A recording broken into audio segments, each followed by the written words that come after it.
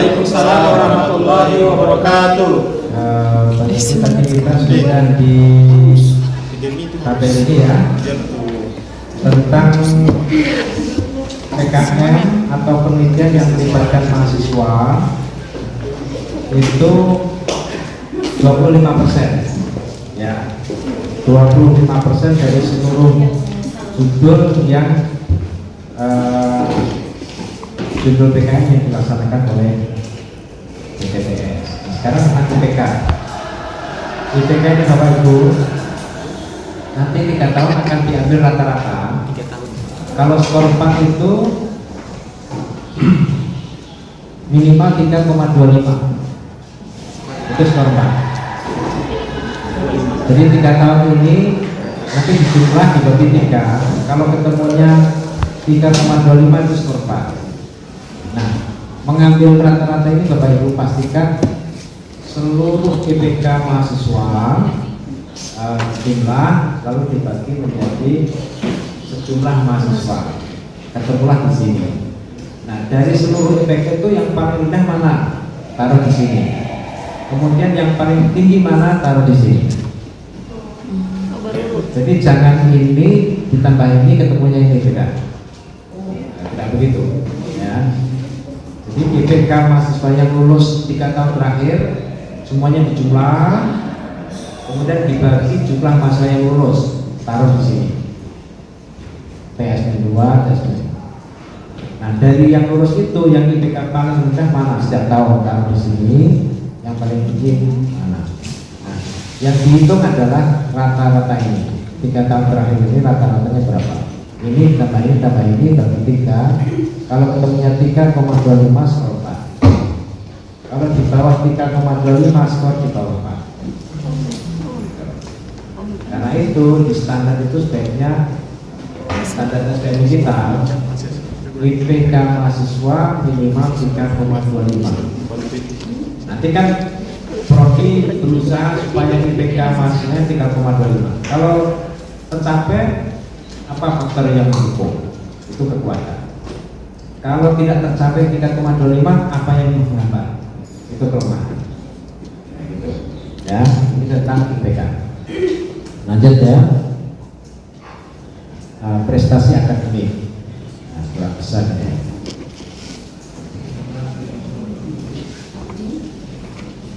Catatan pertama untuk prestasi Bapak Ibu. Prestasi akademik dan nanti di sini ada non akademik. Untuk akademik untuk prestasi pastikan di sini juara 1 sampai 3. Kalau best presentation ini nggak masuk, pasti dicoret oleh asesor. Atau juara harapan. Juara apa itu bukan juara, dia masih diharapkan menjadi juara. Belum juara ya. Hanya juara 1, 2 atau 3. Peserta terbaik ya, itu bukan juara. Ya. Jadi pastikan juara. Nah, nanti evidensinya itu adalah sertifikat. Nah, yang masuk kategori akademik selain seni, olahraga, selain seni dan olahraga itu berarti akademik. Debat itu akademik. MTQ tapi kategori apa? Qiraah masuk apa itu? Seni. Kalau MTQ masuk kategori tafsir, akademik. Ikut MTQ kategori kaligrafi, seni. Kalau seni bukan di sini tempatnya. Ya. Selain seni dan olahraga itu masuk non akademik, itu berarti kan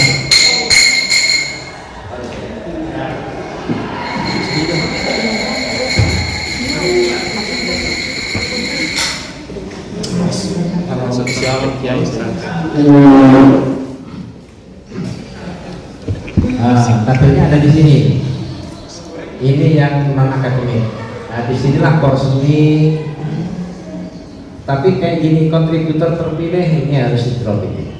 Finalis 10 besar harus di drop. Ya. Pokoknya juara 1, juara 2 atau juara 3.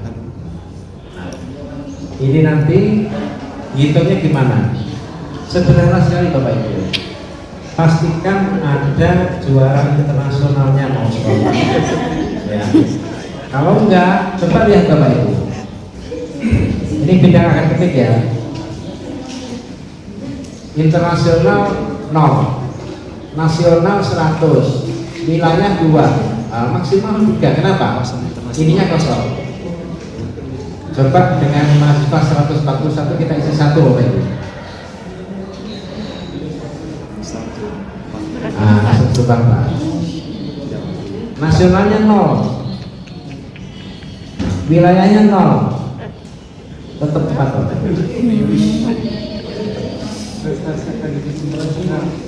Jadi untuk daya saing internasional ini yang menjadi titik tekan. Tapi kalau untuk budaya mutu, prestasi, membangkitkan minat dan prestasi itu nasional nggak apa-apa. Tapi pastikan ada internasional. Kalau enggak 1000 pun tetap maksimal 3 kalau nasional. Gitu ya. Dan ini 0, kalau tidak salah 0,1% kalau tidak salah. Sebentar saya cek ini.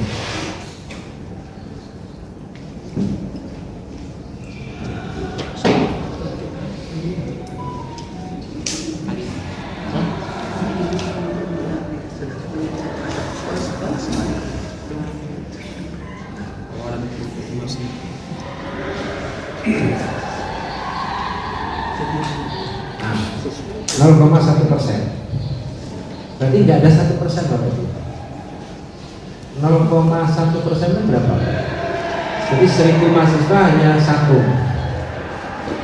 1000 mahasiswa berprestasi 1 tapi internasional. Internasional itu sudah seperempat. Apalagi masalahnya cuma 141. 1000 aja, coba kita cek ya. Mahasiswanya 1000.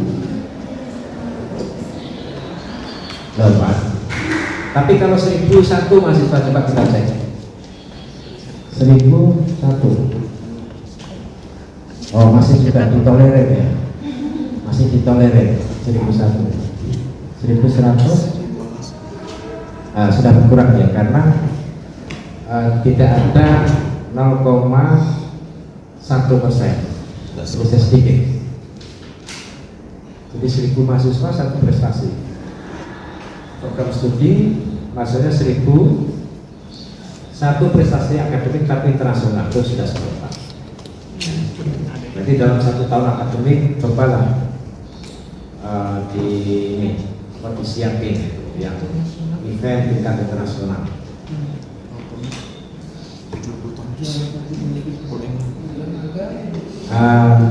Ini 3 tahun terakhir. Nah, kayak gini nih ketahuan ini.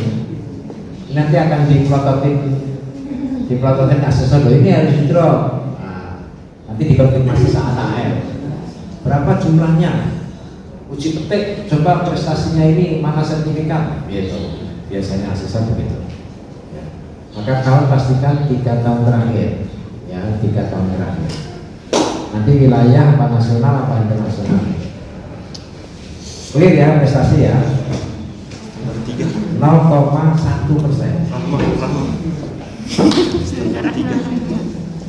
Nah, sekarang tentang masa studi. Masa studi lulusan. Kalau sarjana, cara isinya ini. Nah, ini jumlah mahasiswa diterima kan di depan tadi ada tuh TSN 1, TSN 2 sampai TSN 4. Berarti TSN 3 dan 4 ini harus sama. Nah, yang 5 dan 6 itu tergantung database berapa. Ya, saat mahasiswa diterima TSN 6. Ini berarti tahun keempat Bapak Ibu. Semester 1-2, semester 3-4, 5-6, 7-8. Ini tahun keempat. Pada tahun keempat, mestinya mahasiswa itu sudah saatnya wisuda. Kalau di sini 50% Bapak Ibu. 50% dari 24 itu studi tepat waktunya dapat skor 4. Kalau ini 25, nah ini skornya 4 semuanya untuk studi tepat waktu. Ya, 50% itu studi tepat waktu. Nah, kita lihat Bapak Ibu, ini kan keberhasilan studi. Ya, nanti misalnya tahun keempat lulus 15, tahun kelima lulus 4, tahun ketujuh 4, 5, 6, tahun ke-6 lulus 1, tahun ke-7 ini semester 13-14 lulus 2. Dari total yang lulus berapa? 22. Berarti ada 2 yang hilang. Ya kan? Nah, kita menerima 24, lulus sampai masa studi habis, lulusnya 22. Berarti ada 2 yang DO, yang mengundurkan diri, kita pindah gitu. Nah, sekarang cara menghitung rata-rata ini gimana Bapak Ibu? Matematika, Feby? Statistik. Biasanya prodi itu menghitung tidak berdasarkan satuan semester, tetapi bulan, ya kan? Dia lulus sekian bulan, jadi lebihnya itu tidak hanya 3 bulan, 4 bulan, nggak sampai 6 bulan. Nah, kalau akreditasi itu yang dihitung satuannya semester. Ini ada 2 semester gitu. Nah, cara ngitungnya ini ada rumusnya ini.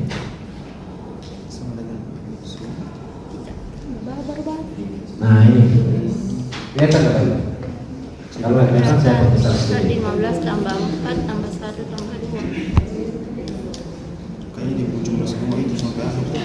Nah, cara menghitung ini F15 Berarti 15. ini kan 16. dikalikan 4 karena 4 tahun ya, ini tambah 4 ditambah G15 dikalikan 5 ya, ditambah ini kali 6 ditambah ini kali 7, kemudian dibagi ini ketemu di sini. Cara ngitungnya begitu. Pun demikian dengan ini. Berarti ini dikalikan 4 tahun ditambah ini kali 5 tahun ditambah ini kali 6 tahun dibagi 17. Nah, yang terakhir kalau ini dikalikan 4 tahun dibagi ini ketemunya 4 ini maksudnya 4 tahun, ya kan? 4 tahun ya. Ini cara menghitung rata-rata. Nah, kalau ini Bapak Ibu, kita menerima 24, yang lulus sampai masa studi habis itu hanya 22. Pastikan itu tidak kurang dari 85%. Kita menerima masa 100 sampai 7 tahun berikut lulus 100, itu skor 4. Kita menerima 100 lulusnya 80, berarti kurang dari 85%, skor di bawah 4 pasti. Jadi ambang batas itu 85% dari jumlah mahasiswa yang kita terima 7 tahun lalu. 85%. Nah, di kita nggak masalah. Yang masalah itu di perguruan tinggi swasta, swasta itu menerima masa pintar, tahun kedua pindah dia cari perguruan tinggi negeri. Kenapa yang terima? Menerima masa bodoh, nggak lulus. Jadi swasta itu begitu. Nah, kalau kita di negeri biasanya yang keluar itu nggak banyak. Makanya pastikan tidak lebih dari 15% yang DO, pindah atau apa itu. Setiap angkatan yang kurangnya nggak lulus itu nggak lebih dari 15%, pastikan. Kalau di standar ISO Perikatan Dunia itu 95. Jadi kita harus mempertahankan jumlah yang kita terima sampai 95%. Berat, Pak. di target itu 85%. Nah, tentang rata-rata masa studi Bapak Ibu, yang skor 4 itu adalah 4 sampai 4,5. Itu yang skornya 4. Kalau ada yang rata-rata lulus 5 tahun, ini setelah dijumlah, ya ini dijumlah semua, kemudian dibagi 4, ketemunya kok misalnya 5 gitu, berarti skornya di bawah 4. Bagaimana kalau rata-rata 3,5? 3,5 itu sebenarnya nggak bagus.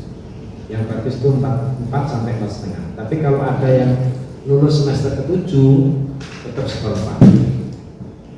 Tetap skor 4. Ya. Keberhasilan studi dihitung dari berapa yang hilang. Nah, semakin banyak yang hilang, skornya semakin rendah.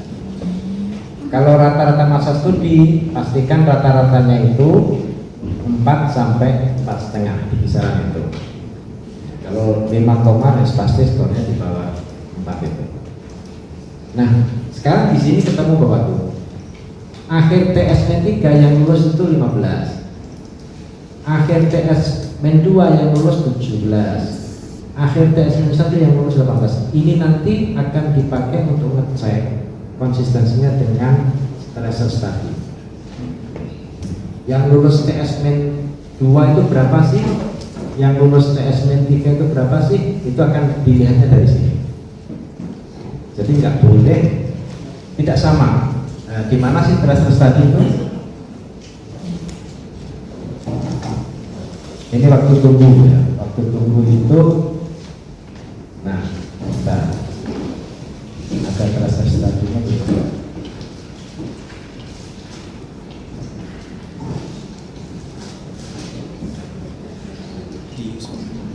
Oh, ini sudah tracer ya? Oke. Nah, ini jumlah lulusan. Jumlah lulusan TS-4, TS-3, TS-2. Ini harus sama dengan tadi itu. Nah, ini TS-3 15, TS-2 17, TS-4 berarti angkatan di atasnya ini. Nah, di sini berapa? Yang pasti TS-3, TS-2 itu 15, 17 jumlah lulusan. Nah, 15, 17 konsisten. Kadang pengisi LKPS itu pokoknya TIPD bunyi berapa nggak dilihat tabel sebelumnya, nggak konsisten. Itu jadi sasaran asesor. Kalau 3 tahun terakhir itu jumlah lulusannya kurang dari 300, itu yang terlacak beda dengan yang lulusannya lebih dari 300. Kalau jumlah lulusan 3 tahun terakhir lebih dari 300, yang terlacak mestinya hanya 30%, nggak apa-apa. Jangan kurang dari 30%. Kalau jumlah lulusan kurang dari 300, pastikan sekitar 42% yang terlacak. Jangan sampai kurang dari itu. Ada rumusnya, ya, ada rumusnya.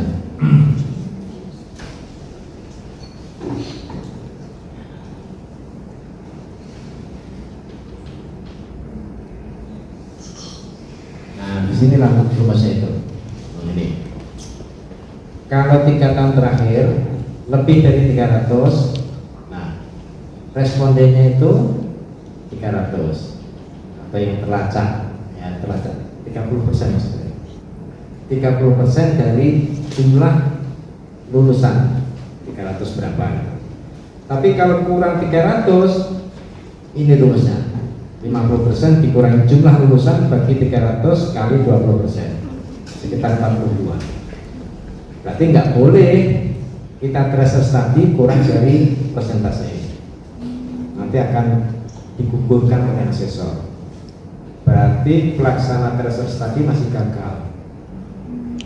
Mestinya seluruh populasi, mestinya target itu pasti seluruh populasi.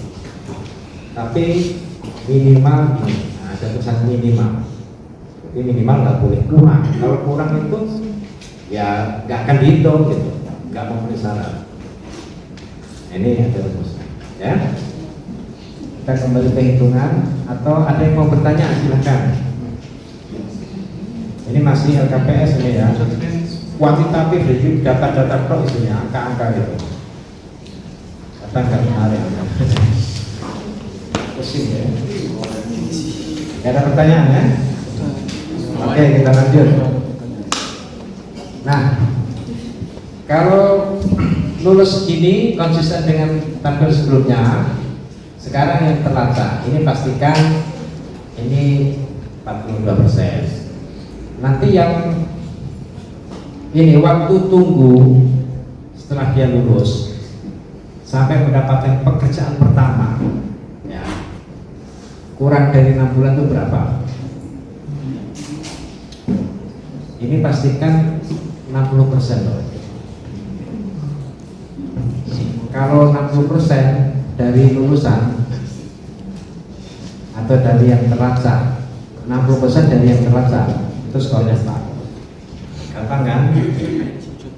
Kita bisa aja mainin ini, tapi nanti kalau asesor bertanya mana buktinya bahwa dia itu kerja diterima, itu yang laporan tracer, bukti fisik laporan itu harus ditunjukkan. Ini instrumen kami, ini respon dari alumni, ini pengakuannya gitu. Ya. Kan tracer tadi bisa kita buat kan, kita mainkan kalau untuk kepentingan akreditasi. Tapi untuk kualitas pengembangan mutu prodi ya harus real supaya kita betul-betul tahu kualitas alumni kita. Ya. Di UGM itu Bapak Ibu dan ITB, saya itu kan temannya Pak Purba. Pak Purba itu kepala kantor penjaminan mutu ITB. Dia bilang gini, Mas Helmi, saya itu diam saja. Prodi di ITB itu sudah ada unggul 3 periode. Berarti 15 tahun itu A terus. Enggak saya apa-apakan itu A terus. Terus saya ngapain gitu? Maka dia lompatannya ke internasional. Nah, kalau di kami masih Mopeng itu masih mendorong-dorong supaya kalau dibiarin gitu ya malah turun ya. Kalau di ITB enggak stabil ya, dan itu sudah lebih dari 86% ya unggul itu hasilnya. Nah dia bilang gini, kualitas mahasiswa dan pembelajaran nanti tidak dilihat dari akreditasinya, tapi dilihat dari situ, tetapi dilihat dari seberapa dia diterima oleh pasar. Nah itu. Jadi nanti tidak ada lagi terakreditasi apa tidak. Indikatornya kalau alumni itu diterima pasar berarti berkualitas seperti itu. Ya sudah ancamannya ke sana, ke outcome based education. Jadi dia sudah melampaui. Kita masih fokus di akreditasi, dia enggak lagi outcome based education. Jadi seberapa lulusan saya diterima pasar, itulah yang sebagai indikator alumninya berkualitas. Apa artinya akreditasi A? Begitu lulus dia nganggur sampai berapa bulan itu? 18 bulan. Itu artinya bukan itu kualitas. Jadi seberapa dia diterima pasar dan terserap. Nah, ketika kita bicara tentang keterserapan alumni di pasar, berarti kita bicara tentang kurikulum, profil profesi apa yang dibutuhkan pasar. Nah, sudah bicaranya ke outcome based education. Itu ITB begitu. Kita masih akreditasi, masih SPMI, jadi beda kelas betul. Beda kelas. Untuk tabel ini tidak ada persoalan kan? Nah, yang penting tracer study itu dilakukan terpusat. Jangan setiap fakultas atau prodi melakukan tracer, jangan. Dilakukan oleh institut. Mungkin bagian alumni, ada nggak Pak alumni? Ada harus terpusat. Jangan masing-masing tracer. Nanti institut nggak punya data, dan mengumpulkannya itu rumit. Tapi kalau dilakukan terpusat, prodi hanya menyerahkan data alumninya, nama, nomor kontak, alamat, itu saja, email. Nanti dia dilakukan secara terstruktur dan melembaga di tingkat institut. Itu syarat pertama. Akreditasi itu tracer tadi dilakukan secara terpusat. Nanti hasil dari tracing yang dilakukan lembaga yang terpusat itu, respon-respon itu dikembalikan ke prodi. Prodi, ini loh responnya, tolong ditindaklanjuti. Setelah ditindaklanjuti, oh ternyata sekian, oh ternyata etikanya itu responnya, ternyata bahasa aslinya gini, dia buat tindak lanjut, lalu diserahkan lagi ke pusat untuk dibuatkan laporan. Jadi ada tracing, ada respon, ada tindak lanjut, kemudian dibuatkan laporannya, dipublish. Kemudian pelaksanaan tracing ini dievaluasi. Kenapa sih hanya sekian persen yang terlacak? Apa masalahnya? Oh, karena alamatnya sudah ganti. Bagaimana itu bisa dikendalikan? Nah, gitu. Jadi dilakukan terpusat, dilakukan analisis menggunakan instrumen yang benar, instrumen dari dikti itu, kemudian direspon dan ditindaklanjuti, kemudian dievaluasi pelaksanaan tracer, terakhir adalah dipublikasikan. Kalau nggak ada hasil tracer itu dipublikasikan, skornya nggak serempak. Iya, yang resmi. Jadi 6 aspek itu harus dipenuhi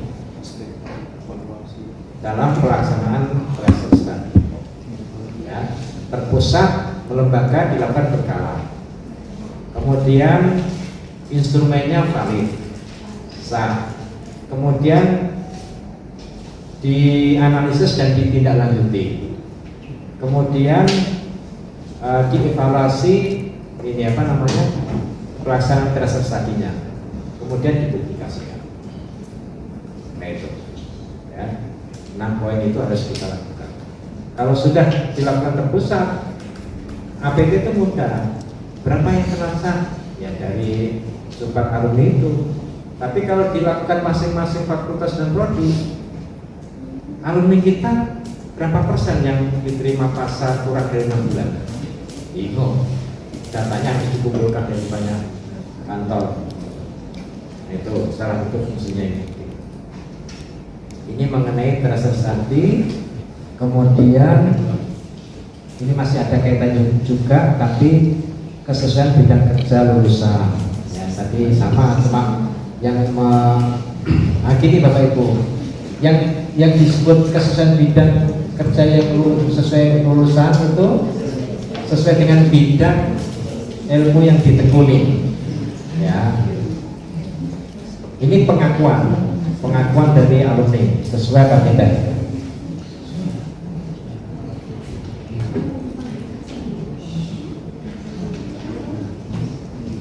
Tempat kerja. Nah, tempat kerja. Kalau alumni kita itu multinasional, internasional, berapa persen ya? 40 ya kalau nggak salah ya.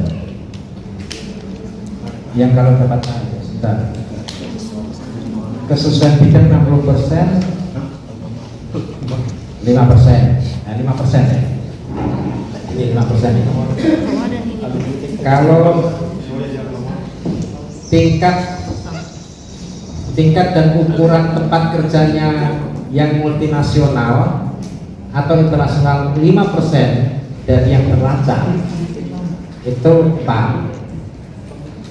Tapi kalau yang multinasional dan nasional kurang dari 5%, pakai hitungan ini. Yang jelas kurang dari skor 4. Kalau kesesuaian bidang yang sesuai itu 60%.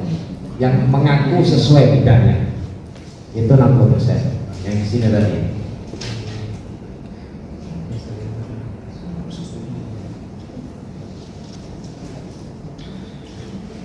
Nah ini kesesuaian bidang. Yang di sini ini 60%. Oh, benar. Yang di sini. 1 bulan kemudian lupa sama. Ini 60% dari yang terlaksana. Itu skornya 4. Kalau di sini yang tepatnya di sini 5%. 5% dari jumlah yang terlacak. Multinasional itu semen gitu. Jadi yang dia cakupannya memang internasional. Bagaimana kalau studi lanjut, lulus kemudian studi lanjut, itu di sini tempatnya. Oh, ada terampunya itu. Termasuk yang paling rendah karena dia dianggap tidak bersyarat kerja. Jadi studi itu alih-alih karena nggak dapat kerja ya studi saja gitu. Kurang ajar ya. Tapi tempatnya ada di sini. Dia termasuk rendah.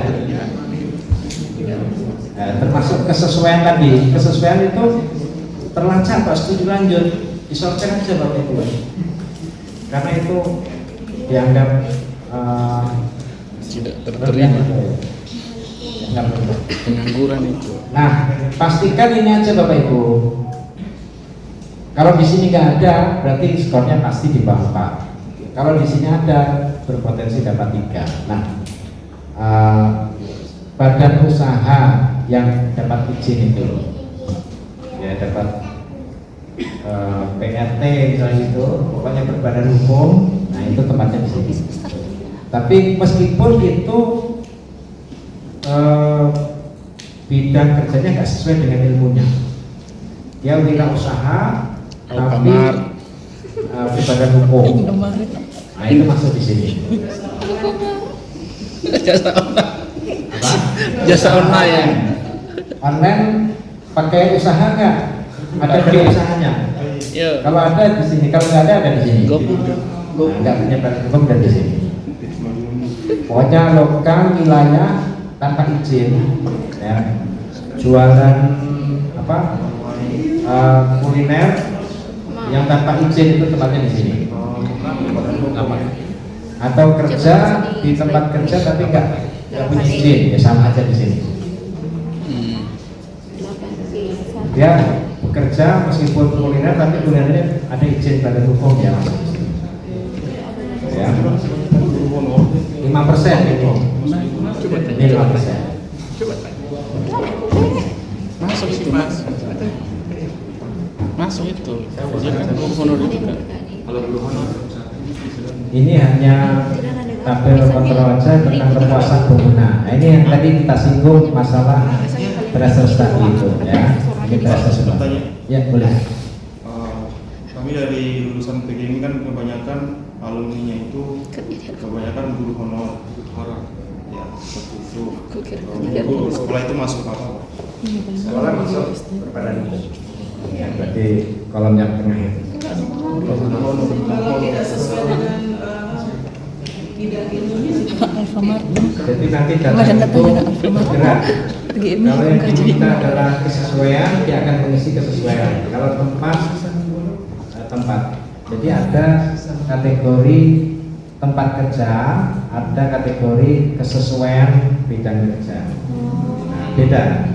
Bisa jadi dia sesuai bidang, tapi tidak berbadan hukum. Ya tetap nanti di sininya masuk tabel 4, gitu. Masuk kolom 4 maksud saya. Badan. Dia bergerak. Berbadan hukum.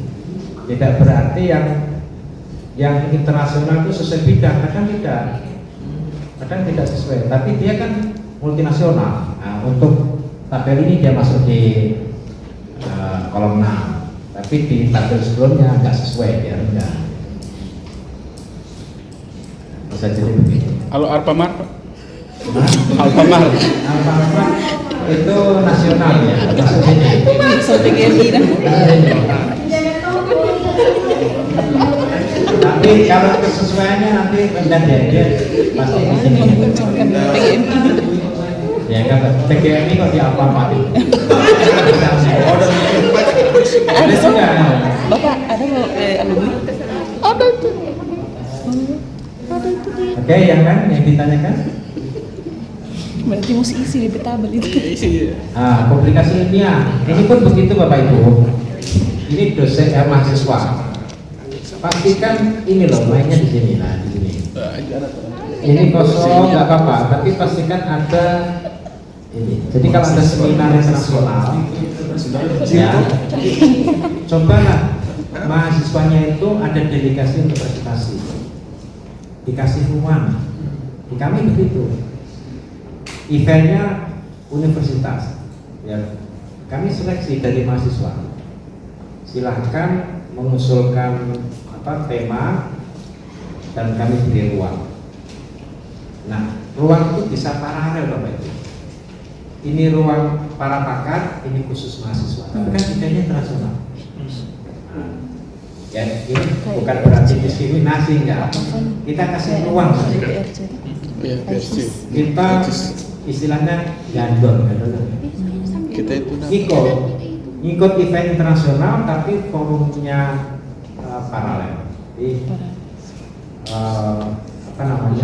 orang begitu ada kita tempatnya berbeda lah kira-kira. Kalau konten itu event mahasiswa pernah roomnya itu beda, break room. presentasi. Lakukan itu Bapak. Jadi mulai peduli dengan kebutuhan mahasiswa. Dan Fadila. Ya. Fadila Hasan. Jangan yang dipikirkan dosennya saja gitu, mahasiswanya perlu Pak. Di pasca Kalau di kami namanya Pirsi. peserta program magister dan doktor, setiap mata kuliah itu wajib publikasi. Kalau enggak pokoknya Mas Kaulin sekarang.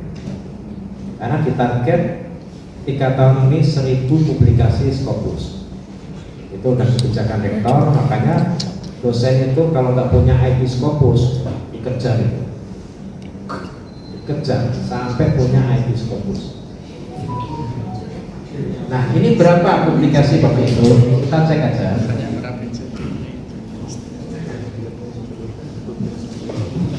Ini prestasi sebelum ini.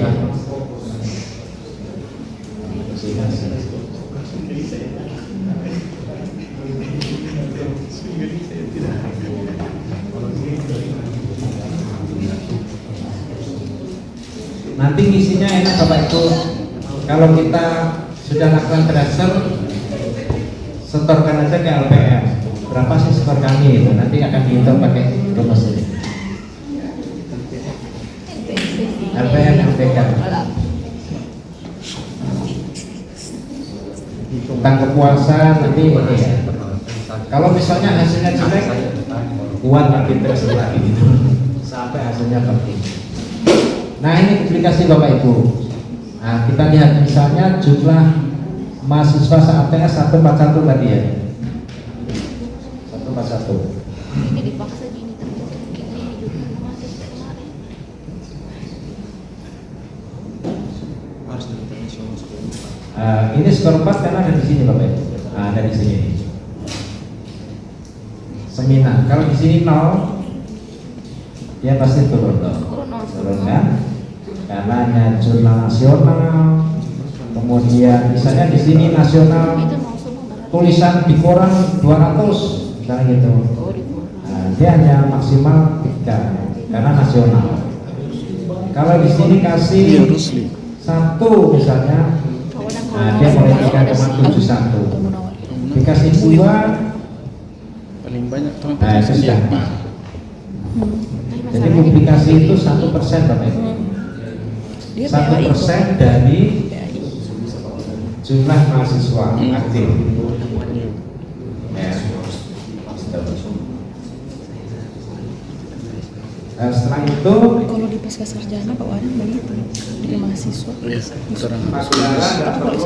ada 5 masa yang disitasi kalau ada ya. Kemudian produk nggak perlu, ini luaran mahasiswa yang dihasilkan ya. Begitu. Mereka laporan KKN Bapak Ibu. Hakikat saja 400.000 sudah ada lagi bisa mengisi laporan KKN. Atau ada tugas makalah kemudian dikumpulkan jadi buku, itu ISBN. Makalah jadi buku, ISBN, nanti ISBN masuk di sini. Masuk di sini. Kalau buku ibunya mau dihakikan bisa nambah di sini. Nah, jadi ada dua, hakinya dapat, ISB-nya juga dapat. Gitu. Makanya perlu ada penerbit di sini, penerbit institut untuk mendapatkan ISBN itu. Ya, apapun ISBN kan, apapun hakikat.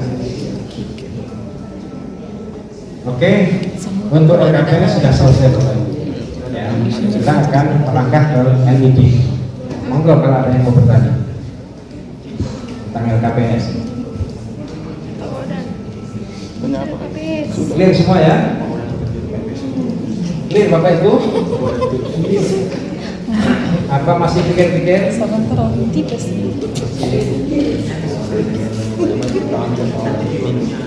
Terus Sudah diukur tali yang mau dipakai. Berapa?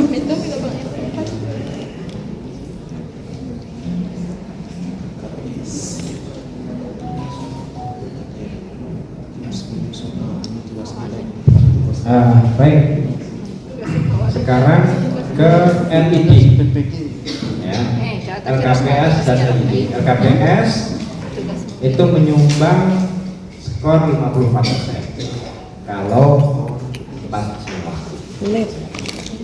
Kalau semua sudah 217, sudah baik, sudah baik.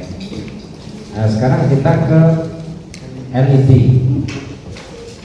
Ini jam saya nanti keliru. Kita sekarang jam 2. Berakhir jam 4, 2 jam lagi ya. Ya nanti dikontek dikit-dikit. Itu aja. Nah, sekarang kita akan melihat LED Bapak Ibu. Materi ini mungkin hanya konstruksinya, besok workshop menulis bagaimana menulis pendahuluan, bagaimana menulis profil, bagaimana menulis kriteria 1 dan seterusnya besok. Nah, sekarang ini gambaran umum.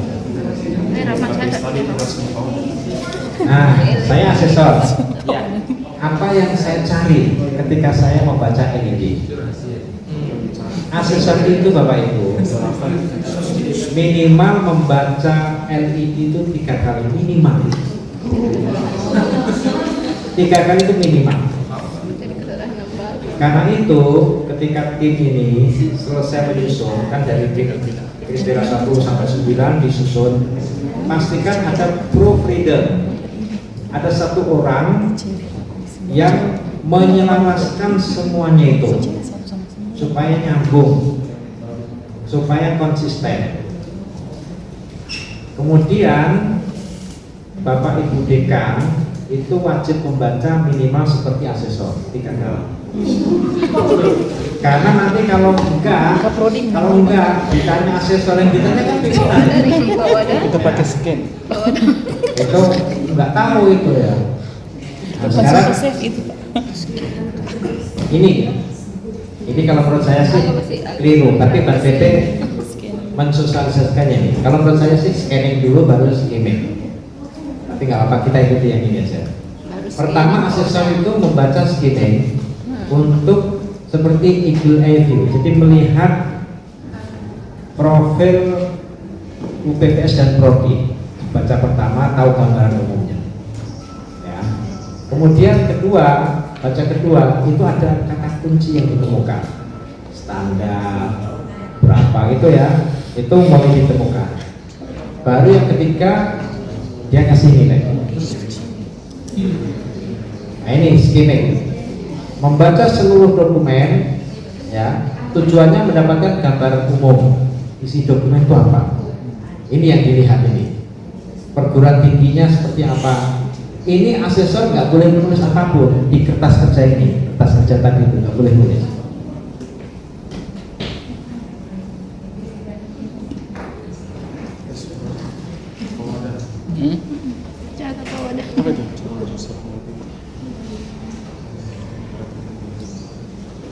Nah, ini kan kertas kerja asesor. Ini kertas kerja asesor. Yang ditemukan di LED itu ditulis di sini nanti. Ini pembacaan kedua, scanning. Kalau di sini sih scanning. Pada saat membaca pertama dia dapat gambaran utuh, nggak nulis apapun. Baca kedua menemukan kata kunci itu dituliskan di sini. Program studi bla bla bla dalam penyusunan kurikulum dia tulis di sini. Lalu baca lagi, baru dinilai di sini. Ini pembacaan ketiga, judgment di sini. Baca utuh, baca kedua menarasikan apa yang ditemukan di LED, baca lagi yang ketiga baru menilai. Nah itu doktrinnya asesor begitu. Ya. Ini berulang lagi ya.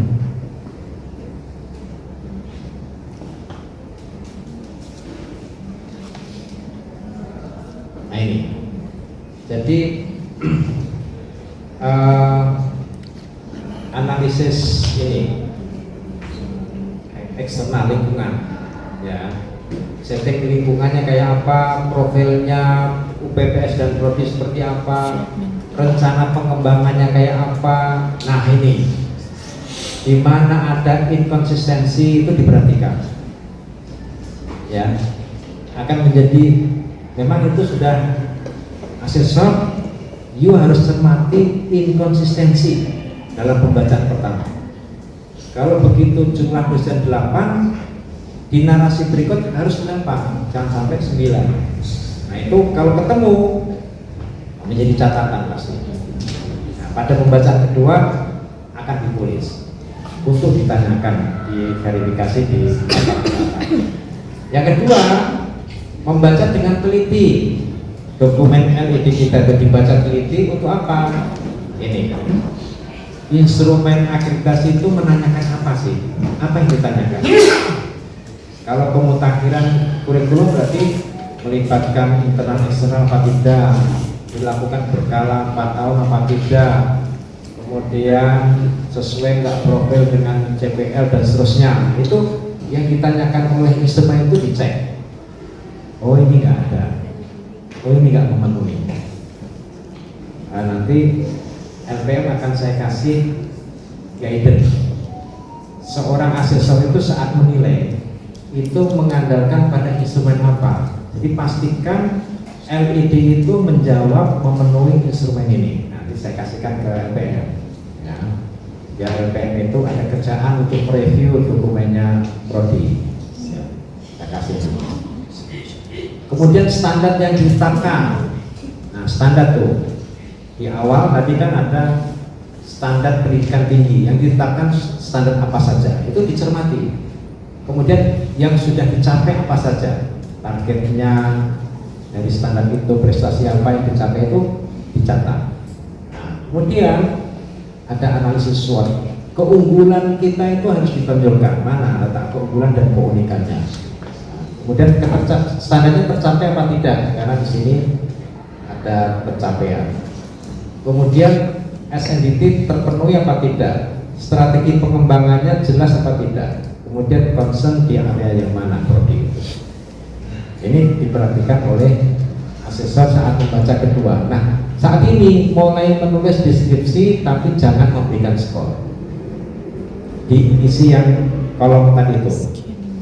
Informasi yang didapatkan dari dokumen. Nah, itu mulai ditulis di sini. Baru yang ketiga, finalisasi di sini dan memberikan skor BB. Nah, di kolom-kolom nilai itu. Disinilah asesor itu mulai menilai. Ya, pastikan ada identifikasi area yang menjadi concern prodi itu. Prodi ini TGI ini berarti area ke PGMIA. Ini TBI ke TBIA. Keunggulannya apa? Kalau ditanya keunggulan TBI itu apa? Itu dicari di sini untuk mendapatkan. Kemudian pembacaan ketiga itu asesor sudah bisa punya gambaran. Kalau begini berarti rekomendasi yang akan saya berikan ini. Nah, itu sudah poin-poin titik-titik rekomendasi sudah diberikan. Kemudian bagaimana penjaminan itu juga harus ditingkatkan. Ya. Ini yang dilihat oleh asesor. Jadi asesor itu waktu menilai AK dokumen, AL visitasi, itu inilah yang menjadi concernnya. Jadi data dan informasi itu harus komprehensif disertai dengan bukti. Kalau enggak, oleh validator itu nanti akan ditanyakan. Melakukan analisis temuan, identifikasi, ini semua ada di laporan hasil LHA, laporan hasil akreditasi, yang nanti program studi diminta untuk mengomentari apakah laporan itu sudah sesuai atau tidak. Nah, Bapak Ibu, kita sebagai penyusun borang itu harus paham proses bisnis perguruan tinggi. Ya, proses bisnis itu apa maksudnya? Ini Bapak Ibu, mulai dari input, proses, output, outcome, sampai dengan tata kelola, tata pamong ini. Mahasiswa baru ya yang kita terima itu harus dipastikan dia berkualitas, karena itu ada sistem seleksi. Sistem seleksi itu alat tesnya memastikan bahwa mahasiswa ini nanti akan selesai tepat waktu. Nah, gitu, alat tesnya gitu. Setelah berkualitas, kita cek berapa banyak yang mendaftar. Kalau butuhnya 10, setidaknya ada 50 yang daftar. Itu dipastikan terpenuhi. Nah, kita lakukan apa? Sosialisasi, publikasi, pokoknya pameran pendidikan dan seterusnya, datang ke sekolah-sekolah, ada ikhtiar untuk itu. Lalu masuklah di sini. Nah, ketika proses pendidikan dan pembelajaran, yang menjadi perhatian kita adalah seberapa efektif dan produktif. Maksudnya kita melakukan aktivitas ini cukup 8 semester saja, gitu. Seberapa efektif dilihat dari situ. Dilihat dari dia lulus pada tahun keempat itu berapa persen. Kalau yang lulus itu 50%, itu berarti efektif. Kalau yang lulus pada semester 8 itu 89, itu kurang dari 40%, berarti nggak efektif ini. Efektif. Terus produktivitas, karya-karya, IPK-nya dan seterusnya itu akan dilihat. Nah, kemudian setelah proses belajar mengajar, luluslah dia. Antara lulus dengan pasar kerja yang dilihat adalah relevansi. Kalau ini kualitas, ini efektivitas dan produktivitas, ini relevansi. Apakah kualitas lulusan kita relevan dengan pasar kerja? Itu akan dilihat dari seberapa cepat dia diterima kerja. Kurang dari 6 bulan berarti relevan. Pekerjaan tempat dia kerja cocok berarti relevan. Para pengguna itu puas berarti relevan. Nah, ini relevansi. Kalau outcome, ini kan input, proses, output, outcome. Kalau outcome itu seberapa puas dia terhadap alumni kita. Nah, bentuk kepuasan itu diwujudkan dalam pengakuan. Pengakuan itu maksudnya gajinya ditingkatkan, terus dia menyekolahkan anaknya ke situ lagi, itu pengakuan. Jadi kalau alumni kita mendapatkan pengakuan, itu berarti ada permintaan untuk masuk lagi. Kalau yang kesini semakin sedikit, ini perlu dicek. Jangan-jangan tidak dapat pengakuan dari masyarakat alumni kita. Tetapi kalau mendapatkan pengakuan masyarakat, pasti permintaan untuk masuk lagi itu semakin tinggi. Akhirnya semakin ketat untuk bisa masuk ke sini. Nah, proses utama dari Tridharma ini didukung oleh manajemen leadership yang intinya harus bisa menciptakan suasana akademik. Nah, suasana akademik itu di luar pembelajaran harus ada aktivitas yang mendukung. Kemudian ada penjaminan mutu. Berarti dia harus menentukan standarnya seperti apa, prosedurnya seperti apa. Nah, ini harus dipahami oleh setiap kita pada saat melakukan evaluasi diri. Nah, proses bisnis ini harus dipahami. Ya. Nah, ini proses bisnis sama seperti ini sebenarnya ya. Cuma ini begitu masuk ya, dia dilakukan proses baru output. Nah, tadi sudah saya jelaskan ini. Dijamin, kemudian dapat pengakuan itu. Bukti bahwa ini berkualitas adalah pengakuan. Nah, untuk bisa berkualitas harus dijamin mutunya.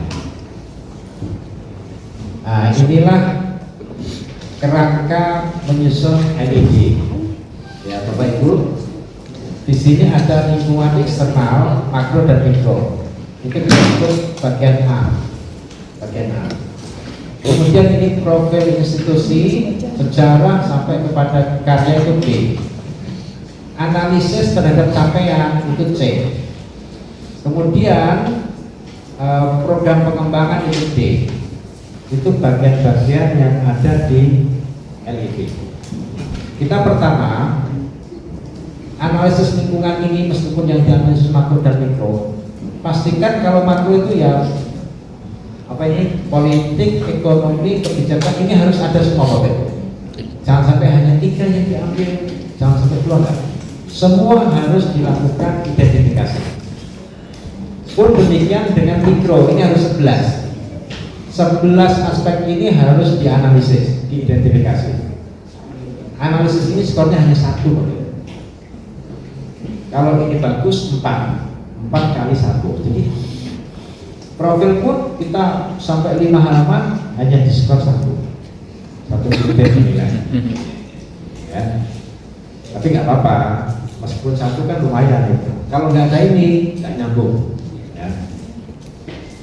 Waktu kita melakukan penyusunan LED, ini kita lakukan dulu, kemudian ini kita lakukan, baru kita bisa menyusun ini. Nah, seperti ini Bapak. A, B, C, D. A itu analisis lingkungan. Ketika kita analisis, ada peluang, ada tantangan. Kalau begitu, kita susun pengembangannya seperti ini. Nah, jadi hasil identifikasi dan analisis lingkungan eksternal itu melahirkan rencana pengembangan. Kemudian, B kan profil. Jangan susun Bapak Ibu. Lakukan penyusunan C dulu. Target tercapai enggak? Kalau tercapai itu berarti kekuatan. Seberapa tercapai? Nah, hasil analisis ketercapaian atau ketidaktercapaian standar itu menjadi kekuatan dan kelemahan istilah profil. Jadi tim itu jangan disuruh menyusun profil dulu sementara C ini belum selesai. Jadi C harus selesai dulu, baru dibuatlah profil. Profil ini hanya summary, ringkasan dari semua yang dianalisis ini. Kemudian hasil analisis terhadap kekuatan dan kelemahan ini berarti kita punya kekuatan, kita punya kelemahan, digabung dengan analisis eksternal. Ini ada peluang, ada tantangan, ini ada kelemahan, ada kekuatan, baru program pengembangan ini dirumuskan di D. Harus konsisten. Kalau di sini masalah yang dihadapi isu eksternal itu A, kemudian merencanakan program, maka harus sesuai dengan program yang di sini. Kalau kelemahan dan kekuatan kita temukan, itu digabung harus sesuai dengan yang D. Gitu. Ya, ini sistematikanya. Nah, apa yang ada di LKPS yang tadi kita susun, kita jelaskan data-data kuantitatifnya itu, nanti di LED akan masuk di setiap kriteria. Ada di sini, ya. Mulai dari tata pamong, mahasiswa, tata pamong itu yang kerjasama itu, mahasiswa, SDM, keuangan dan seterusnya. Ini ada data-data kuantitatif hasil sumbangsih dari LKPS. Ada di sini. Kalau ini eksternal, profil dan analisis ini narasi kualitatif. Jangan sampai apa yang kita narasikan di sini keluar dari data kuantitatif di sini. Ya, itu harus nyambung karena LKPS bagian dari LED, ya, bagian dari LED. Ini LED strukturnya seperti ini, A, B, C, D, ya. Kemudian laporan evaluasi diri itu di bab 2, ya kan, pendahuluan, laporan dan penutup. Pendahuluan nggak dinilai, penutup nggak dinilai. Yang dinilai hanya laporan evaluasi diri A, B, C, D. A itu 1, B itu 1, C banyak, D itu 4. Nah, yang di sini yang C itu nanti isinya ini laporan evaluasi diri 9 kriteria. Kemudian sistematika hanya sedikit berbeda pada kriteria 1 dan 9. Untuk apa? Untuk ini 1 dan 9 sedikit. Yang lain itu ada 9 komponen. Data dan informasi yang diminta pada LKPS merupakan bagian dari uraian LED. Esensi dari uraian setiap kriteria adalah PPEPP. Jadi setiap uraian kriteria ini harus mencerminkan PPEPP karena nanti ada komponen aktivitas yang memenuhi. Nah, ini alur berpikirnya Bapak Ibu. Ada 7, meskipun di kriteria 1 dan 9 itu tidak sama. Bapak Ibu gunakan rumus ini saja saat menyusun LED.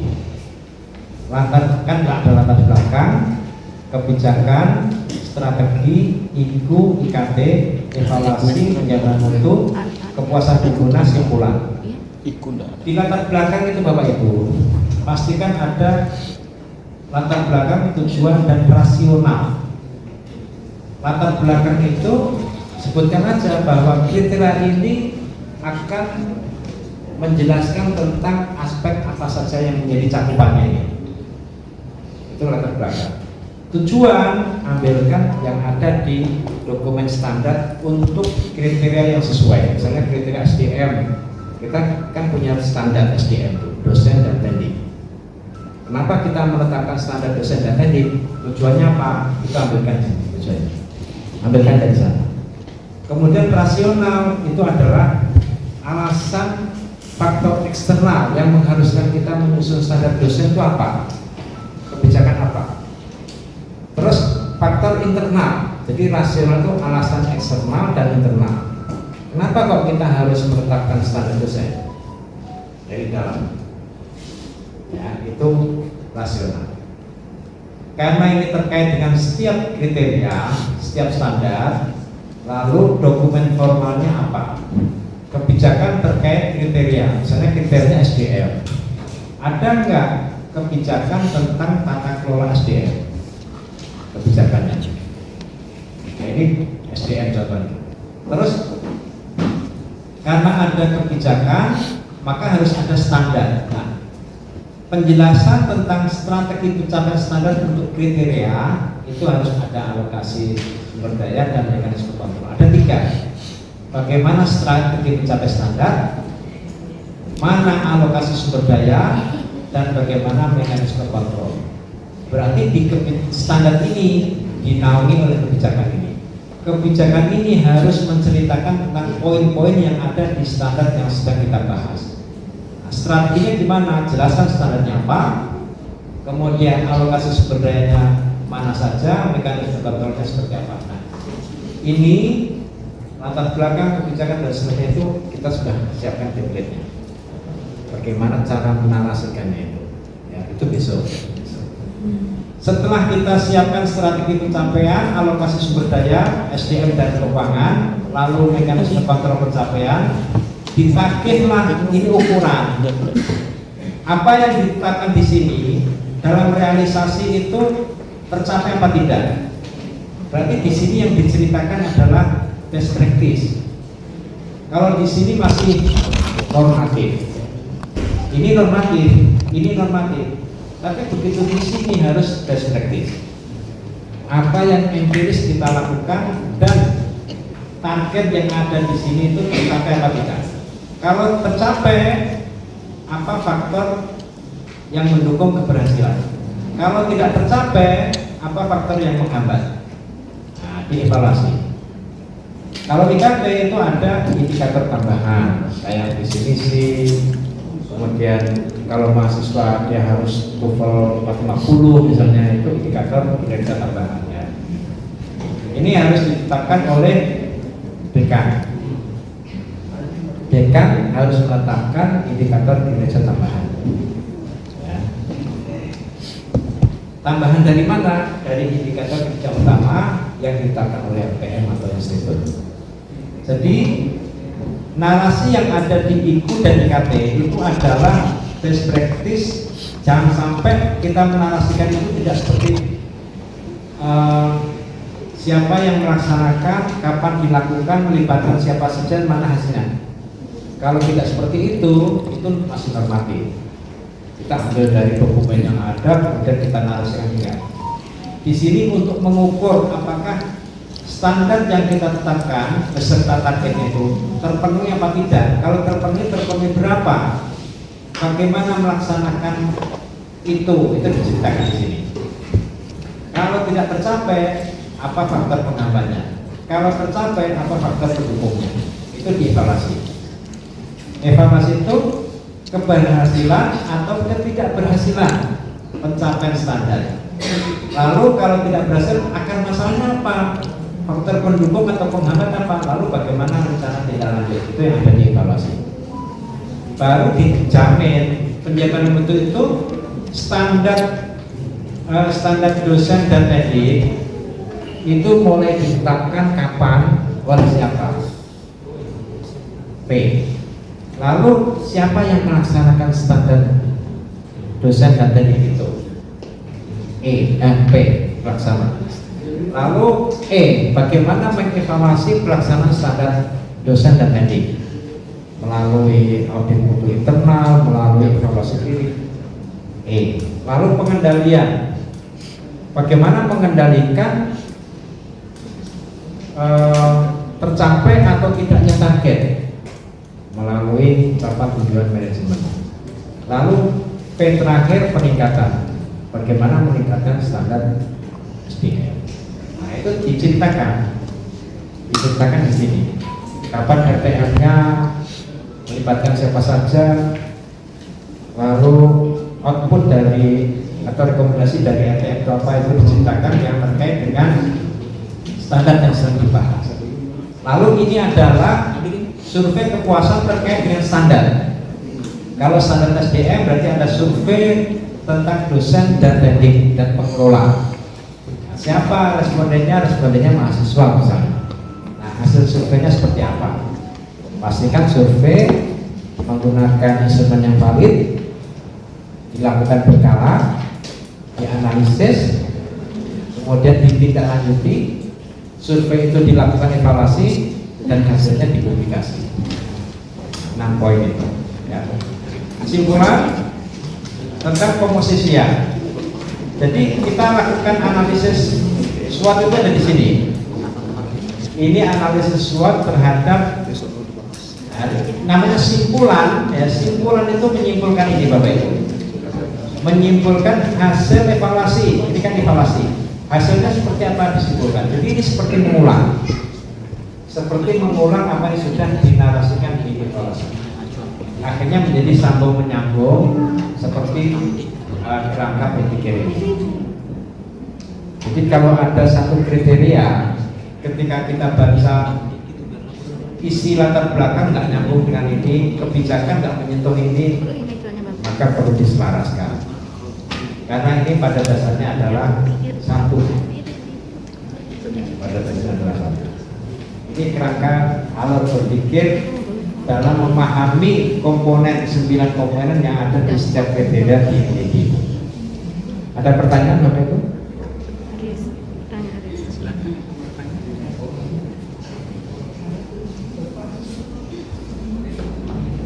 Ini masih teoritis sekali ya.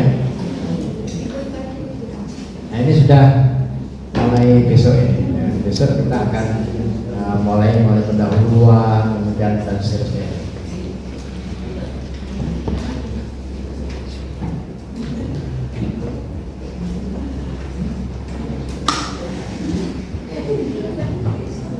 Masih ada waktu 30 menit Bapak Ibu. Ayo. Masih semangat nggak ini? Masih. puasa. Ayo silakan. Silakan bertanya itu. Saya itu nggak bisa kuliah dulu problemnya. Serius terus ya.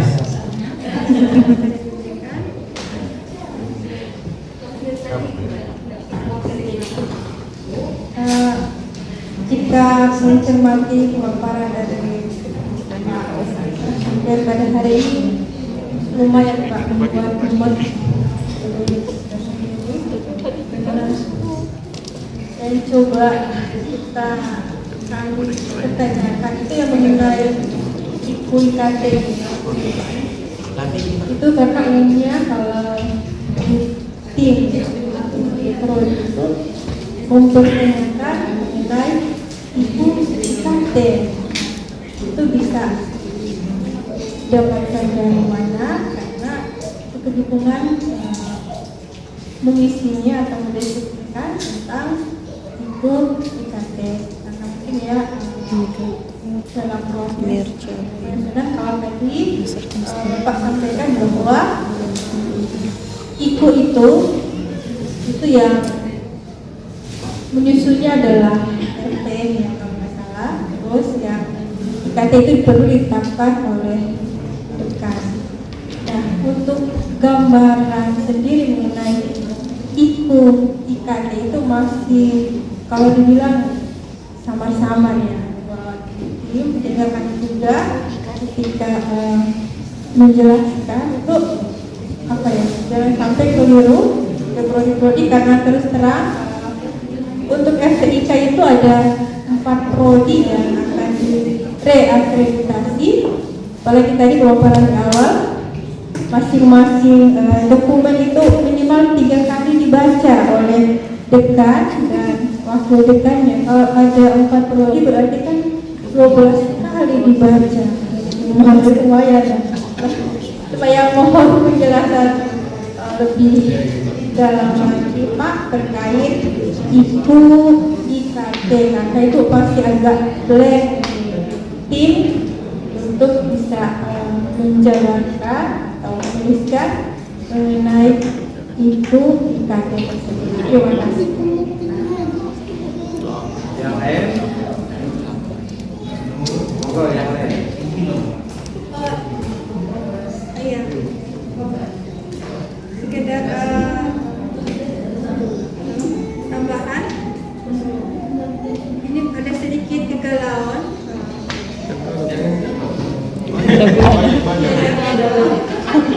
Mengenai template. Iya. Nah, template yang sudah dipaparkan oleh Bapak tadi itu serupa yang ban PT ya Pak, yang kemarin juga kami sempat ikut sosialisasi. Ini ada kegalauan Pak di sana. Itu kita ini berkira kita mau pakai instrumen yang lambi atau yang dan PT karena kalau kita coba cermati itu ada sedikit berbeda Pak, mengenai instrumen yang sudah dikeluarkan oleh Bank PT dan yang sudah kami coba download googling di Lamdi. Mohon penjelasannya Pak karena nanti tim kami itu pasti kalau misalkan kami ikut yang Bank PT terus ujung-ujungnya wah kita pakai Lamdi kan ini kita dapat kerjaan lagi seperti itu Pak. Mungkin ada titik pisah yang membedakan apakah dia Bank PT atau Lamdi karena ada beberapa poin itu yang agak berbeda kalau kita lihat instrumen yang versi Bank PT dan versi Lamdi. Terima kasih.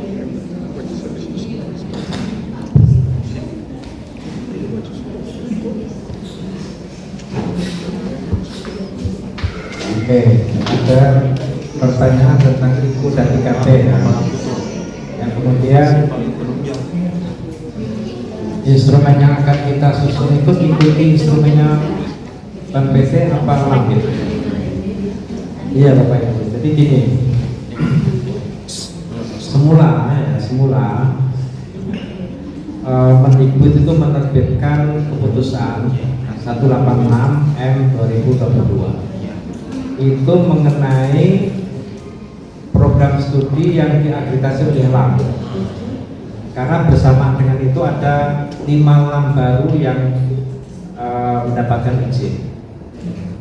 LAM sebelumnya ada LAM PTKes, jadi semuanya ada 6 ya, ada LAM PTKes yang lebih awal, kemudian LAM DIK, LAM IMBA, LAM Infokom, LAM Teknik, dan LAM Sama. Nah, ini ada 5 di launching beserta dengan daftar nama prodi yang ada di bawahnya. Di launching dibuka. Nah, Kementerian Agama melihat, loh, itu ada otonomi syariah, itu kan saya yang menerbitkan izinnya. Oh iya. Itu ada tadris bahasa Inggris, itu kan saya yang menerbitkan izinnya. Mestinya itu adalah rumpun ilmu keagamaan, gitu kan? Lalu Gus Menteri bersurat ke Mas Menteri supaya daftar prodi yang diakreditasi LAM itu dipending dulu, jangan diproses, tetapi jangan diproses di LAM, tetapi tetap di BAN-PT sambil menunggu lahirnya LAM keagamaan. Ceritanya gitu. Mas Menteri menjawab, ya, tapi BAN-PT tidak. BAN-PT tidak mau mengakui itu, bahwa clustering itu sudah betul. Lalu ada masa transisi.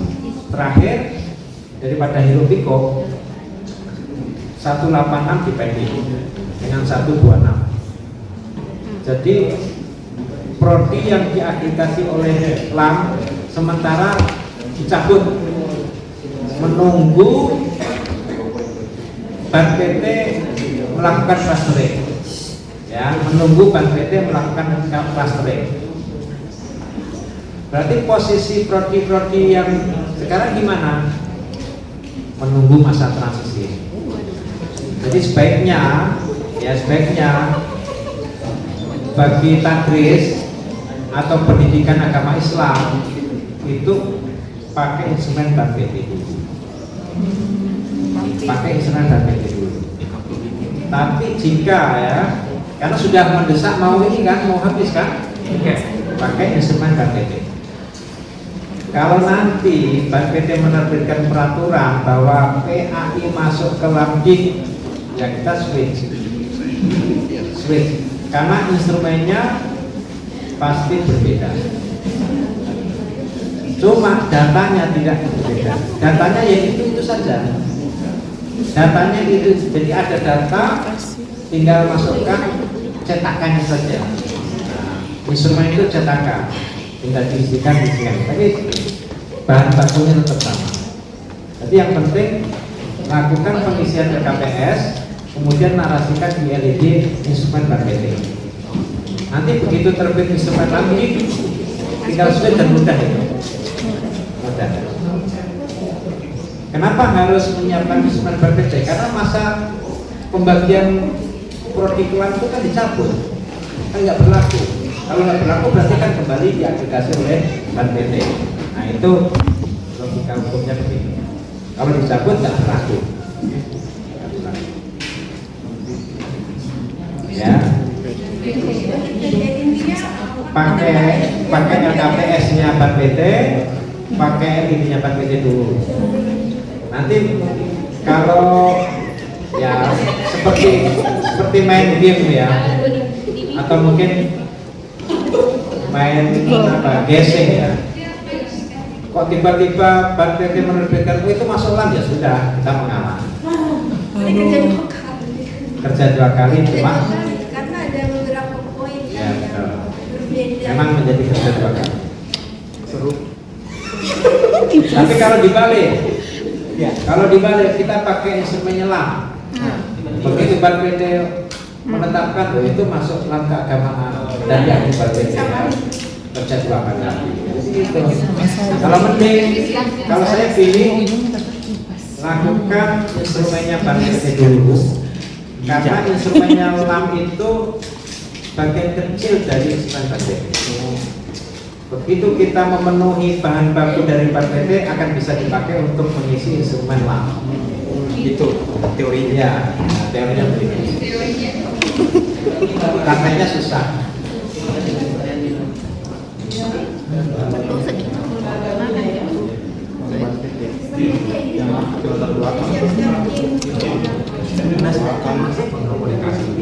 Nah, ini Bapak itu pertanyaan yang kedua tentang Ibu IKT.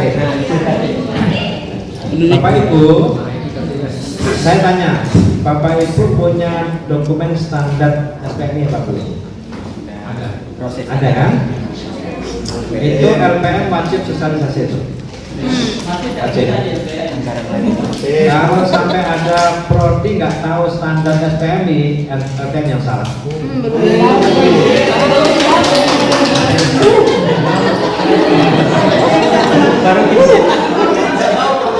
Dalam proses saya menyampaikan sesuai dengan tusi. Tusinya memang begitu. Nggak peduli Mas Imran ini teman saya nggak peduli. Sesama ketua LPM. Nah, kalau Bapak Ibu sudah punya dokumen standar SPMI, sekarang cek. Ceknya gini Bapak Ibu. Kita selaraskan apakah standar kita ya sudah sinkron dengan instrumen akreditasi apa belum. Kita buat tabel SIS namanya. Sebenarnya isi standar, indikator sama strategi. Ya. Kita cek dulu pernyataan isi standar untuk standar pendidikan, standar apa namanya SKL, isi pembelajaran dan seterusnya. Itu ada indikatornya tidak? Biasanya dokumen standar itu kan isi pernyataan standar, kemudian di bawahnya strategi pencapai, di bawahnya indikator.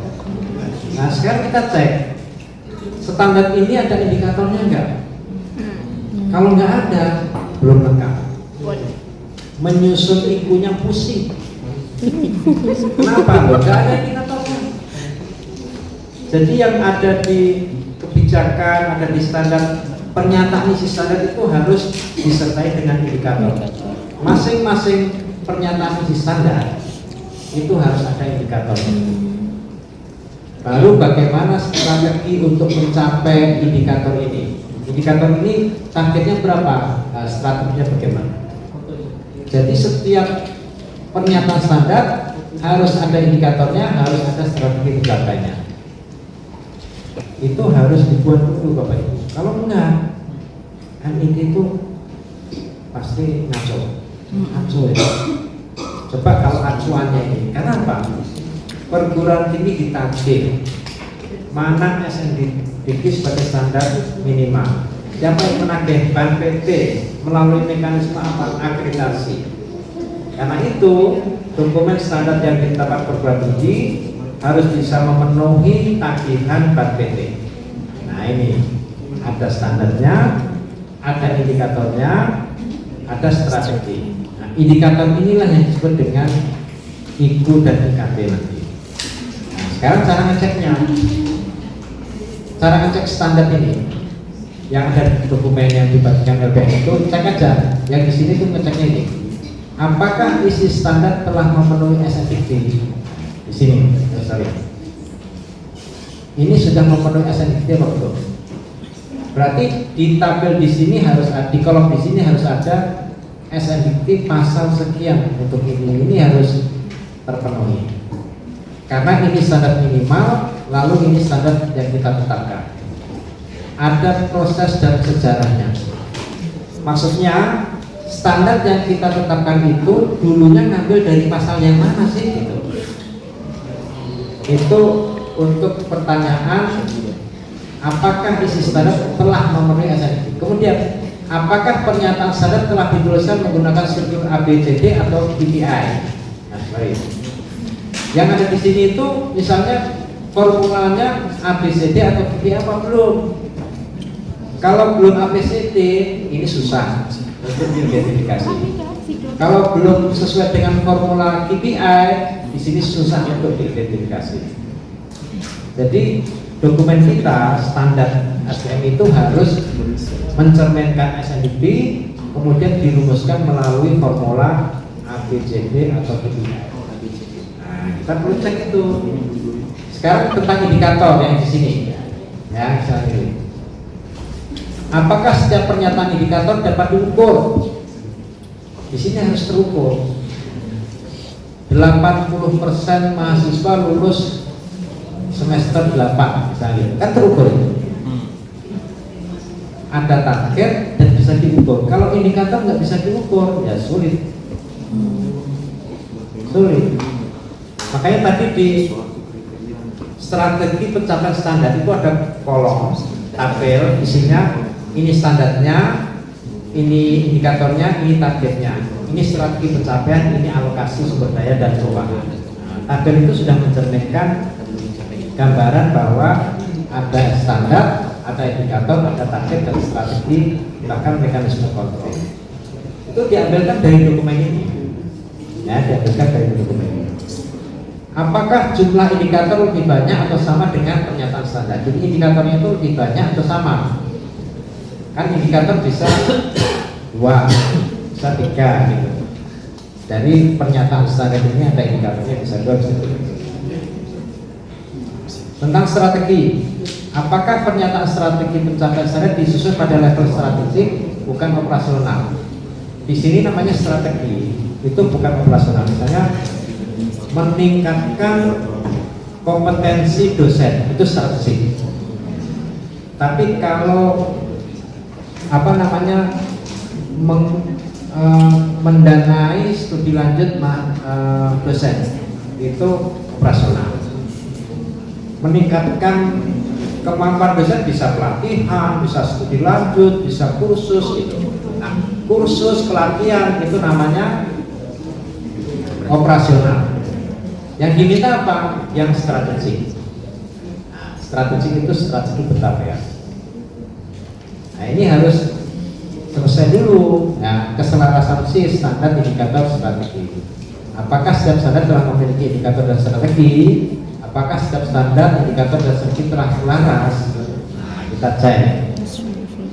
PR-nya begitu. Kalau ini belum selesai, tim penyusun itu pasti ngarang sudah, pasti ngarang. Dan ngarang itu memeras otak itu. Beratnya itu di situ. Coba kalau dokumen standar SPM-nya sudah selaras, tinggal copy paste saja. Tinggal copy paste. Gitu. Jadi problem kita kesulitan menyusun ini karena dokumen SPM itu belum selaras, belum kita review. Nah, nanti yang menjadi indikator ini, kalau SNDP itu meminta 4, kok di sini kita bilang 5, sudah melampaui secara kualitatif. Tapi yang paling mudah adalah semua rencana kegiatan yang ada di Renstra kita itu bisa kita klaim sebagai IKT. Jadi tidak diatur di standar, tetapi ada di Renstra fakultas atau Renstra perguruan tinggi. Nah, di Renstra itu juga ada sasaran, ada indikator, ada bobot, ada target, ada strategi pencapaian di Renstra itu untuk mencapai visi misi. Itu aja diambil. Yang ada di Renstra kita itu diambil. Renstranya ada nggak? Ada. Kalau renstranya ada mudah. Jadi Renstra itu nanti kelompokkan. Renstra kita kelompokkan menjadi 9 kriteria. Renstra itu kelompokkan menjadi 9 kriteria. Ini masuk tata bangun tata kelola, ini masuk SDM, ini masuk mahasiswa, ini masuk keuangan, kelompokkan saja program-programnya. Nanti indikatornya ambilkan dari situ. Berarti kerjaan lagi, ya. Tapi kalau sudah diselaraskan sesuai jadi 6. Gitu ya jawabannya ya. Oke. Enggak, sabar. Berarti antara Renstra dengan SPM ini ada satu kesatuan yang tidak bisa terpisahkan. Tapi Renstra itu, dia punya template khusus juga dari Dikti biasanya Renstra itu. Dia tidak mengacu pada 9 kriteria yang lalu. Yang lalu itu yang mereka bagi kita harus mengikuti template ini. Kita lihat memang ada sih sasaran situ, ada juga indikator, tetapi formatnya itu tidak mengacu ke 9 kriteria.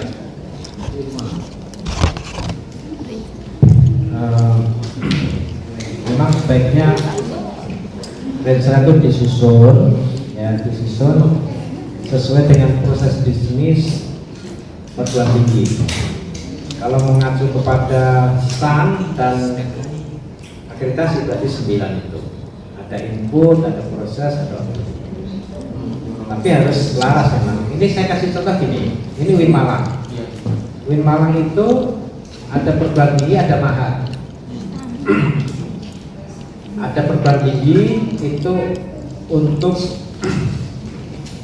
mencapai ini keluasan ilmu dan kematangan profesional.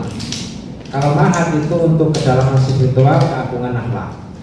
Nah, kedalaman spiritual, keagungan akhlak, keluasan ilmu profesional itu adalah karakter ulul albab. Ini sudah sepakat.